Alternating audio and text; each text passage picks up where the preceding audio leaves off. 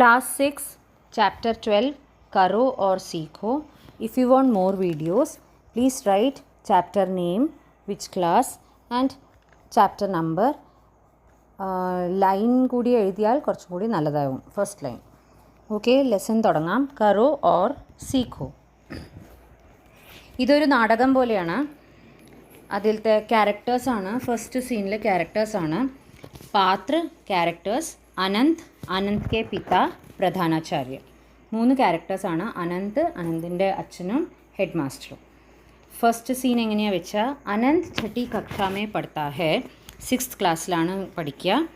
അനന്ത് കെ പിത ഖേത്തി കർത്തേ ഹെ, അനന്തിൻ്റെ അച്ഛൻ കൃഷിയാണ്. एक दिन खेत से लौटने पर पिता ने देखा कि अनंत आंगन में बैठा सूत कात रहा है. ഒരു ദിവസം അച്ഛൻ കൃഷിപ്പണി കഴിഞ്ഞു തിരിച്ചു വരുമ്പോൾ കാണുന്നത് മുറ്റത്ത് ഇരുന്നിട്ട് അനന്ത് സൂത് കാത്ത് റഹാ ഹെ പറഞ്ഞു കഴിഞ്ഞാൽ നൂല് ഉണ്ടാക്കുക, അല്ലെങ്കിൽ ആ ഒരു മെഷീൻ ഉണ്ടല്ലോ അതിൽ ചെയ്യാണ്, നൂലുണ്ടാക്കുകയായിരുന്നു. പിത അച്ഛനപ്പോൾ ചോദിച്ചു, ബേട്ട അനന്ത് യഹ് സബ് ക്യാ ഹെ, തും ഹമേശ സൂത് കാത്തേ രഹത്തെ ഹോ, പഠായി ലിഖായി കബ് കരോगे, നീ എന്താ എപ്പോഴും ഈ നൂലും വെച്ചിരിക്കുന്നത്, എപ്പോഴാണ് എഴുതും പഠിക്കുകയൊക്കെ ചെയ്യുക.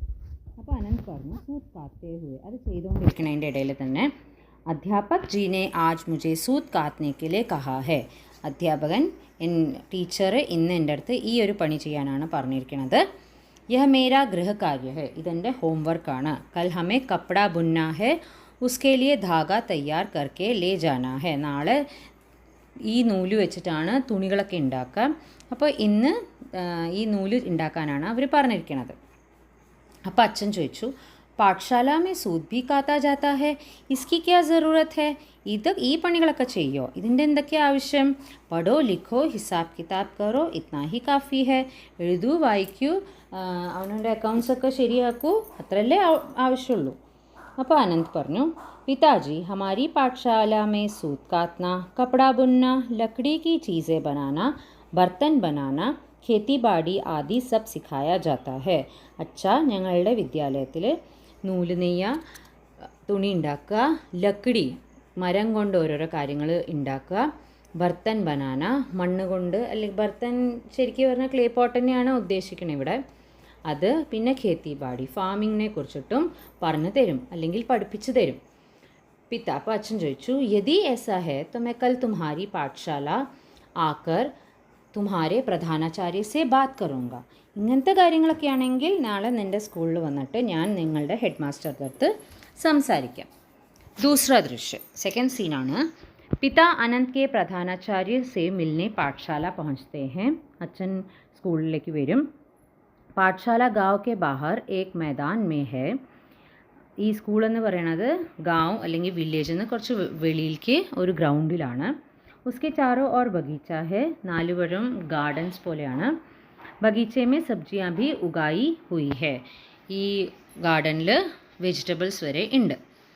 പ്രധാനാചാര്യ സ്വാഗത് കർത്തേ ഹുവേ, വെൽക്കം ചെയ്തിട്ട്, ആയിയേ ആപ് അനന്ത് കെ പിതാ ഹെ നാ, അനന്തിൻ്റെ അച്ഛനല്ലേ.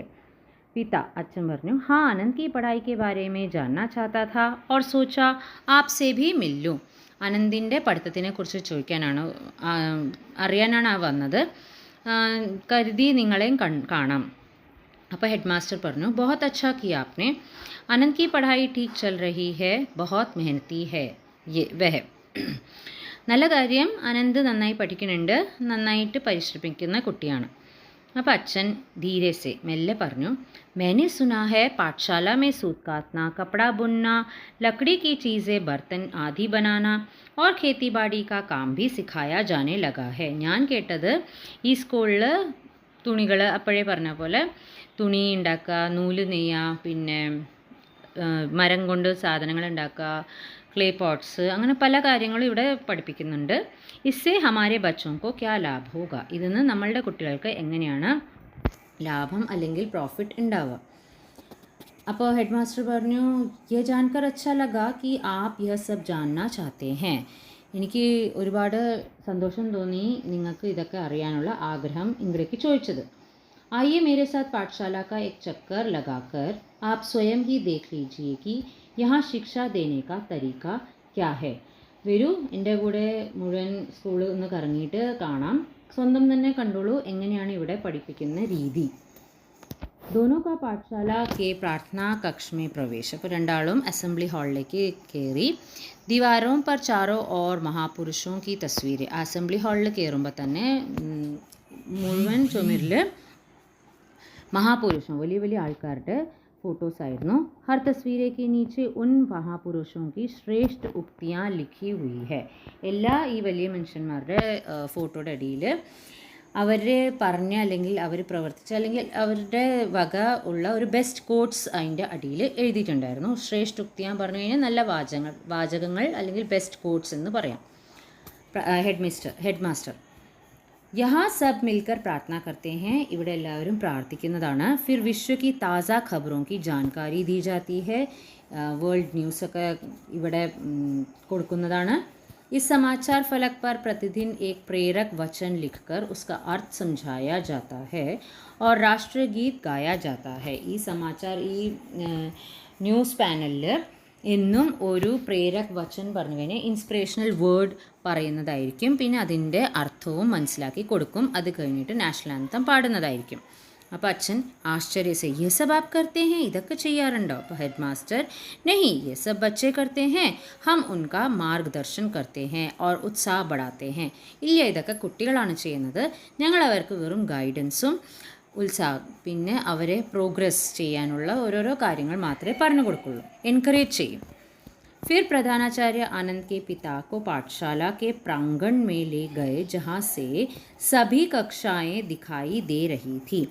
എന്നിട്ട് പ്രധാനാചാര്യ അതായത് ഹെഡ് മാസ്റ്റർ അനന്തിൻ്റെ അച്ഛനെ വിദ്യാലയയുടെ പ്രാങ്കൺ പറഞ്ഞു കഴിഞ്ഞാൽ കോഡ്രാങ്കിൾ, അതായത് 4 പുറവും കാണാൻ പറ്റുന്ന ഒരു സ്ഥലമാണ്. അതായത് സ്കൂളിൻ്റെ ഉള്ളിൽ തന്നെ ഒരു സ്ഥലം, അവിടെ 4 പുറവും എല്ലാ ക്ലാസ്സുകളും ഒരുമിച്ച് കാണാൻ പറ്റുന്ന ഒരു സ്ഥലത്താണ് ഇത് പറയുന്നത്. कक्षाओं में विज्ञान, इतिहास और भूगोल आदि विषयों में से संबंधित शिक्षा दी जा रही थी. ക്ലാസ്സസിൽ വിജ്ഞാൻ പറഞ്ഞ സയൻസ്, ഇതിഹാസ് ഹിസ്റ്ററി और भूगोल ജോഗ്രഫിയെ കുറിച്ചിട്ട് ഓരോ കാര്യങ്ങൾ പഠിപ്പിച്ചു കൊണ്ടിരിക്കുകയായിരുന്നു. गणित की शिक्षा में श्यामपट पर सवाल हल करके समझाए जा रहे थे. ശ്യാംപട്ട് പറഞ്ഞാൽ ബ്ലാക്ക് സ്ക്രീൻ, മാത്സിൻ്റെ ക്വസ്റ്റ്യൻസൊക്കെ ഈ ബ്ലാക്ക് സ്ക്രീനിൽ എഴുതി പഠിപ്പിച്ചു കൊണ്ടിരിക്കുകയായിരുന്നു. कपड़ा बुनने की कला सिखाने वाली कक्षा में जाकर अध्यापक ने अनंत के पिता को बच्चों के हाथ से बुने हुए कपड़े भी दिखाए. തുണി ഉണ്ടാക്കണ ഒരു കക്ഷ അല്ലെങ്കിൽ ക്ലാസ്സിൽ പോയിട്ട് കുട്ടികൾ ഉണ്ടാക്കിയ തുണികളൊക്കെ അനന്തിൻ്റെ അച്ഛനെ കാണിച്ചു കൊടുത്തു. वहाँ से वे बगीचा में गए जहाँ क्यारियों में तरह तरह की सब्जियों के पौधे लगे हुए थे. അവിടെ ഗാർഡനിൽ പോയിട്ട് ക്യാരിയ പറഞ്ഞാൽ ലൈനിൽ ഈ വെജിറ്റബിൾസ് ഒക്കെ ഉണ്ടായിരുന്നു, വെജിറ്റബിൾസിൻ്റെ ചെടികളൊക്കെ ഉണ്ടായിരുന്നു. वहाँ एक शिक्षक बच्चों को विभिन्न फसलों की देखभाल के बारे में जानकारी दे रहे थे. അവിടെ ഒരു ടീച്ചർ കുട്ടികൾക്ക് വേണ്ടിയിട്ട് ഡിഫറെൻറ്റ് ടൈപ്സ് ഓഫ് ക്രോപ്സിനെ കുറിച്ചിട്ട് പറഞ്ഞു കൊടുക്കുകയായിരുന്നു, എങ്ങനെയാണ് അതിനെ സൂക്ഷിക്കുക. दे रहे थे कि बीज कैसे बोने चाहिए और उनके लिए कैसी मिट्टी की आवश्यकता होती है. അതായത് സീഡ്സ് ഒക്കെ എങ്ങനെയാണ് ഇടേണ്ടത്, അതിന് വേണ്ടിയിട്ട് എങ്ങനത്തെ മണ്ണുകളൊക്കെയാണ് ആവശ്യം. അപ്പോൾ അച്ഛൻ ചോദിച്ചു ഖുഷ് ഹോത്തെ ഹുവേ, സന്തോഷത്തോടെ, ഇതൊക്കെ കാണുമ്പോഴേക്കും സന്തോഷമായിപ്പോയി. അപ്പോൾ പറയാണ് വാഹ് ബച്ചോं को इस प्रकार सीखते देखकर मन प्रसन्न हो गया. ഇങ്ങനെ പഠിപ്പിക്കുന്ന കണ്ടപ്പോൾ തന്നെ സന്തോഷമായി. किंतु अब भी मेरे मन में यह प्रश्न उठ रहा है कि बच्चों को यह व्यावसायिक शिक्षा पाठशाला में देने की क्या आवश्यकता है. പക്ഷേ എൻ്റെ മനസ്സിലൊരു ചോദ്യം എന്ന് പറയുന്നത്, കുട്ടികൾക്ക് ഇങ്ങനെ ഒക്കുപേഷണൽ ആയിട്ടുള്ള ശിക്ഷകൾ, വ്യാവസായിക് പറഞ്ഞു കഴിഞ്ഞാൽ ഒക്കുപേഷണൽ അല്ലെങ്കിൽ പിന്നീട് അത് ബിസിനസ് അല്ലെങ്കിൽ ജോലി സംബന്ധമായ ഈ ശിക്ഷകളൊക്കെ എന്തിനാണ് സ്കൂളിൽ പഠിപ്പിക്കുന്നത്, അതിൻ്റെ എന്താ ആവശ്യം. इन्हें तो गणित, विज्ञान, इतिहास, भूगोल आदि विषय पढ़ लिख कर भी आगे बढ़ना है. ഇവർക്ക് actually maths, science, history, geography ഒക്കെ വെറുതെ പഠിച്ചിട്ട് അല്ലേ മുമ്പിലേക്ക് പോകണ്ടു.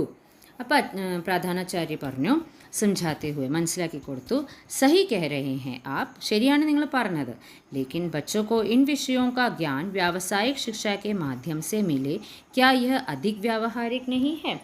അപ്പോൾ നിങ്ങൾ പറഞ്ഞതൊക്കെ കറക്റ്റ് തന്നെയാണ്, പക്ഷേ അവരെ ഈ പഠിപ്പിക്കുന്ന രീതി ഒക്കുപേഷണൽ വൈസ് പഠിപ്പിച്ചു കഴിഞ്ഞാൽ അതായത് പ്രാക്ടിക്കൽ നോളജ് ആയിട്ട് കൊടുത്തു കഴിഞ്ഞാൽ കുറച്ചും കൂടി നല്ലതല്ലേ.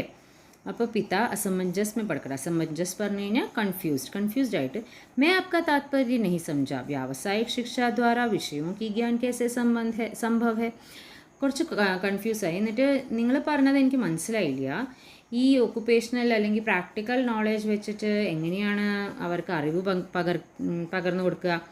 प्रधानाचार्य मुस्कुराते हुए चिरचिट देखिए कपड़ा बुनना हमारे देश के मूल व्यवसायों में से एक है. ആക്ച്വലി ക്ലോത്ത് എന്ന് പറയുന്നത് തന്നെ തുണിയുടെ ബിസിനസ് തന്നെ പറഞ്ഞാൽ വലിയ ഒരു ബിസിനസ് ശൃംഖലയാണ്, അല്ലെങ്കിൽ ഏറ്റവും ഫേമസ് ആയ ഒരു ബിസിനസ് മേഖലയാണ് ഇത്.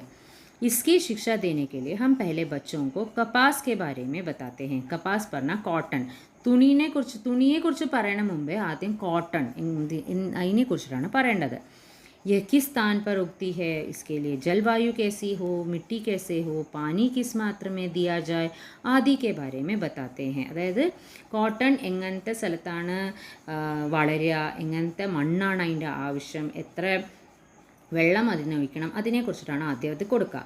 विज्ञान और भूगोल जैसे कठिन विषय भी इन्हीं जानकारियों से संबंधित है. സയൻസും ജോഗ്രഫിയും ഈ ഒരു വിഷയത്തിന് റിലേറ്റഡ് ആണ്. इसलिए बच्चे साथ साथ इन विषयों का ज्ञान भी सरलता से प्राप्त कर लेते हैं. ഇതിൻ്റെ റിലേറ്റഡ് ആയ കാരണം തന്നെ ഇങ്ങനെ പഠിപ്പിക്കുമ്പോൾ അവർക്ക് വേഗം മനസ്സിലാകും. विषय में उनकी रुचि और जिज्ञासा बढ़ती है और फिर वे पुस्तक से और अधिक जानकारी प्राप्त करते हैं. ഇങ്ങനെ പഠിപ്പിക്കുമ്പോൾ അവരുടെ ഇൻട്രസ്റ്റും ക്യൂരിയോസിറ്റിയും കൂടും. അതിൻ്റെ കൂടെ അവർ ബുക്സ് വായിച്ച് പഠിക്കുമ്പോൾ കുറച്ചും കൂടി അവർക്ക് അറിവ് കിട്ടും. ബാക്കി വിഷയ भी इसी तरह सिखाए जाते हैं. ബാക്കി വിഷയങ്ങളും ഇതേപോലെ തന്നെയാണ് അവരെ പഠിപ്പിക്കുന്നത്. पहले स्वयं करके सीखना फिर पुस्तकों से सीखना, इस विधि को हमने अपनाया है. ആദ്യം സ്വയം ചെയ്ത് നോക്കുക, അത് കഴിഞ്ഞ് പുസ്തകത്തിൽ നിന്ന് പഠിക്കുക. ഈ ഒരു രീതിയാണ് നമ്മൾ ഇവിടെ ചെയ്യുന്നത്. इससे बच्चों की क्रियाशीलता और रचनात्मकता भी बढ़ती है. ഇതിന്ന് ക്രിയാശീലത പറഞ്ഞു കഴിഞ്ഞാൽ സെൽഫ് ആക്ടിവിറ്റിയും ക്രിയേറ്റീവ് സ്കിൽസ്, രചനാത്മകത പറഞ്ഞാൽ ക്രിയേറ്റീവ് സ്കിൽസൊക്കെ വളരും. क्या ये सही नहीं है, ഇത് ശരിയല്ലേ? അപ്പോൾ പിതാ സമർത്ഥൻ करते हुए, അതായത് സപ്പോർട്ട് ചെയ്യും. എന്നിട്ട് അച്ഛൻ എന്നിട്ട് പറയും सही बात है, इस विधि से बच्चे विषयों के साथ साथ उनसे संबंधित व्यावसायिक ज्ञान भी पा रहे हैं. അതായത് അച്ഛൻ പറയും ശരിയാണ്, ഈ ഒരു രീതി വയ്ക്കുമ്പോൾ ബുക്കിഷ് നോളേജ് അല്ലാണ്ട് അവർക്ക് ബിസിനസ് റിലേറ്റഡ് അല്ലെങ്കിൽ ഒക്കുപേഷണൽ പ്രാക്ടിക്കലി അവർക്ക് അതൊക്കെ അവരുടെ ലൈഫിൽ ചെയ്യാം എന്നുള്ള അതും കൂടി അവർക്ക് കിട്ടും, അറിവും കൂടി കിട്ടും. हमारे जीवन में तो सिर्फ पढ़ लिख कर और सुनकर ही सीखते थे. നമ്മളുടെ ടൈമിൽ വെറും ബുക്കിഷ് നോളേജും അതൊക്കെ കേട്ട് ജസ്റ്റ് പഠിക്കുക മാത്രമേ ഉണ്ടായിരുന്നുള്ളൂ. അപ്പോൾ ഹെഡ് മാസ്റ്റർ പ്രധാനാചാര്യ പറഞ്ഞു इस पाठशाला में बच्चे आंखों से देखकर, कानों से सुनकर, नाक से सूंघकर, हाथ से चूपकर सीखते और समझते हैं. അതായത് അവർ കണ്ണുകൊണ്ട് കണ്ടിട്ട്, ചെവി കൊണ്ട് കേട്ടിട്ട്, മൂക്കുകൊണ്ട് അതിനെ മണത്തിട്ട്, കൈ കൊണ്ട് അതിനെ പ്രാക്ടിക്കലി തൊട്ട് ഒക്കെയാണ് അതിനെ പഠിക്കുക. इससे बच्चों का आत्मविश्वास भी बढ़ता है. അവരുടെ ആ ഒരു ആത്മവിശ്വാസം വളരും, സ്വന്തമായിട്ട് അവർക്ക് ചെയ്യാനുള്ള ഒരു അതും കിട്ടും. उन्हें लगता है हमने केवल पुस्तकों में पढ़कर ही नहीं सीखा बल्कि സൃജൻ भी किया है. സൃജൻ ഇവിടെ പറയുന്നുണ്ട് ലേണിംഗ് ബൈ ഡൂയിങ്. അവരുടെ അപ്പോൾ ആ ആത്മവിശ്വാസം കൂടുന്നതിനനുസരിച്ച് അവരുടെ അതിലൊരു തോന്നൽ വരും, ബുക്കിഷ് നോളജ് മാത്രമല്ല ഞങ്ങൾ ചെയ്ത് പഠിച്ചിട്ടുണ്ട് എന്നുള്ള രീതിയും കൂടി അവർക്ക് വരും. यह बहुत बड़ी बात है, വളരെ വലിയൊരു കാര്യമാണ്. അച്ഛൻ पिता आप ठीक कहते हैं, व्यावसायिक जीवन में इसकी बहुत आवश्यकता है. प्रैक्टिकल लाइफിൽ ഇതിൻ്റെ ഭയങ്കര ആവശ്യം തന്നെയാണ്. मैं समझ गया हूँ कि यह शिक्षा जीवन से जुड़ी हुई है. അപ്പോൾ എനിക്ക് മനസ്സിലായി ഈ ഒരു ലേണിംഗ് അല്ലെങ്കിൽ ഈ ഒരു രീതി ലൈഫ് റിലേറ്റഡ് കൂടി ആണ്. प्रधानाचार्य हेड मास्टर हाँ, शिक्षा का उद्देश्य बच्चों को केवल साक्षर बनाना नहीं अपितु आत्मनिर्भर और संवेदनशील बनाकर जीवन मूल्यों का विकास करना भी है. അപ്പോൾ ഹെഡ് മാസ്റ്റർ പറഞ്ഞു ശിക്ഷ പഠിത്തത്തിൻ്റെ ഉദ്ദേശം കുട്ടികളെ വെറും ലിറ്ററേറ്റ് അല്ലെങ്കിൽ പഠിത്തം ഇങ്ങനെ വെറുതെ ബുക്കിഷ് നോളേജ് മാത്രമല്ല, അവരെ ആത്മനിർഭർ സെൽഫ് ഡിപ്പെൻഡൻറ്റും സംവേദനശീൽ പറഞ്ഞു കഴിഞ്ഞാൽ ഒരു സെൻസിബിൾ പേഴ്സൺ ആക്കാനും ജീവിതത്തിൻ്റെ മൂല്യങ്ങൾ അല്ലെങ്കിൽ വാല്യൂസ് ഓഫ് ലൈഫ് കൂടി പഠിക്കാൻ വേണ്ടിയിട്ടാണ് ഇങ്ങനെയൊക്കെ നമ്മൾ അതിൻ്റെ വികാസം അല്ലെങ്കിൽ അതിൽ പ്രോഗ്രസ് ആവാൻ വേണ്ടിയിട്ടും കൂടിയാണ് ഇങ്ങനെ പഠിപ്പിക്കുന്നത്. യഹാ ബച്ചെ പർവ് ത്യോഹാർ മനാത്തെ ഹേ, അതായത് ഇതെന്താ പറയുക, ഉത്സവങ്ങളൊക്കെ അവർ കൊണ്ടാടും. ഗാവ് കെ സഭാ സമാരോഹ में ഭാഗ് ലേത്തെ हैं, അതായത് വില്ലേജിലെ പല പ്രോഗ്രാംസ്, നമ്മുടെ യൂത്ത് ഫെസ്റ്റിവൽസ് അങ്ങനത്തെ ഉള്ള കാര്യങ്ങളിൽ അവർ പങ്കെടുക്കും. ഏക് ദൂസരേക്ക് മദത് കർത്തെ हैं, മറ്റുള്ളവരെ ഹെൽപ്പ് ചെയ്യും. ശ്രംദാൻ കർത്തെ हैं, തൊഴിലുറപ്പ് അല്ലെങ്കിൽ അങ്ങനത്തെ കാര്യങ്ങൾ അവർ ചെയ്യും. छोटे छोटे शैक्षिक भ्रमण कर पर जाते हैं. शैक्षिक भ्रमण പറഞ്ഞാൽ എഡ്യൂക്കേഷണൽ ടൂറിൽ പോകും. और साथ साथ पढ़ाई लिखाई भी करते हैं. അതിൻ്റെ കൂടെ തന്നെ എഴുത്തും വായനയും എല്ലാം ഉണ്ടാകും. सबके साथ मिलकर काम करते हुए सीखते हैं, എല്ലാവരും കൂടി ഒപ്പം തന്നെയാണ് ചെയ്ത് പഠിക്കുക. ദേശ് കെ ലിയെ പ്രകാശ് ബൻകർ ജീന സീഖ്തേ ഹേ, രാജ്യത്തിനു വേണ്ടി അവരായിട്ട് പ്രകാശിച്ച് ജീവിക്കാനാണ് അവർ പഠിക്കുന്നത്. यहाँ पर इसी प्रकार प्रत्येक बालक अपनी भावी जीवन के लिए तैयार होता है. ഇതേപോലെ തന്നെയാണ് ഇവിടെ എല്ലാവരും അവനവൻ്റെ ഫ്യൂച്ചർ ലൈഫിന് വേണ്ടിയിട്ടാണ് പഠിക്കുന്നത്. എങ്ങനെ അവർ ഫ്യൂച്ചർ ലൈഫിനെ കൊണ്ടു നടക്കും അല്ലെങ്കിൽ എങ്ങനെ അവർ ജീവിക്കും എന്നാണ് അവർ പഠിക്കുന്നത്. അപ്പോൾ അച്ഛൻ बच्चों के भविष्य को नई दिशा देने के आपके ये प्रयास सार्थक हो, കുട്ടികളുടെ ഭവിഷ്യത്തിന് വേണ്ടിയിട്ടുള്ള ഈ ഒരു രീതി അല്ലെങ്കിൽ പുതിയൊരു വഴിത്തിരിവാവട്ടെ ഇത്, അല്ലെങ്കിൽ മീനിങ് ഫുൾ ആവട്ടെ. സാർത്ഥക് പറഞ്ഞാൽ മീനിങ് ഫുൾ ആവട്ടെ. ऐसी मेरी शुभकामना है, शुभकामന പറഞ്ഞാൽ ആശംസകൾ. ഇങ്ങനെ അത് അച്ഛൻ അവരെ ആശംസിച്ചു അല്ലെങ്കിൽ ഓൾ ദ ബെസ്റ്റ് പറഞ്ഞു. चेहरे पर खुशी और मन में संतोष का भाव लिए अनंत के पिता प्रधानाचार्य को प्रणाम करके घर की ओर चल दिए. അതായത് വന്ന ആ ഒരു കൺഫ്യൂഷൻ അല്ലെങ്കിൽ ആ ഒരു എന്താ പറയുക മുഖഭാവം ആയിരുന്നില്ല. തിരിച്ചു പോകുമ്പോൾ തികച്ചും സന്തോഷവും സംതൃപ്തിയോടെ കൂടിയാണ് അച്ഛൻ തിരിച്ചു പോയത്. പ്രധാനാചാര്യയുടെ അടുത്ത് നമസ്കാരമൊക്കെ പറഞ്ഞ് പോയി. अब उन्हें अपने बेटे की पाठशाला पर गर्व हो रहा था. ഇപ്പോൾ അദ്ദേഹത്തിൻ്റെ മകൻ്റെ ഈ സ്കൂളിനെ കുറിച്ചിട്ട് പ്രൗഡ് ഫീൽ ആവുമായിരുന്നു. ഇനിയും വീഡിയോസ് വേണമെങ്കിൽ കമൻറ്റിൽ അറിയിക്കുക.